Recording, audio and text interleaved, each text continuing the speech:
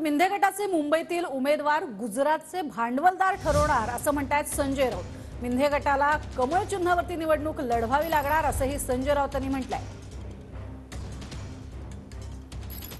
लोकसभेच्या जागा होत्या मुंबईच्या, त्या युतीमध्ये भाजप 3 आणि शिवसेना 3 अशा वाटप व्हायचं। मात्र आता भाजप 4 जागेवर लढवणार आहे आणि शिवसेना एकनाथ शिंदेची त्यांना 2च जागा मुंबईतून, ते सुद्धा कमळाच्या चिन्हावर, शिवसेनेच्या ते सुद्धा कमळाच्या चिन्हावर असं मी ऐकतोय। मुळात ही शिवसेना नाहीच आहे, मुळात ही शिवसेना नाहीच आहे बरं का।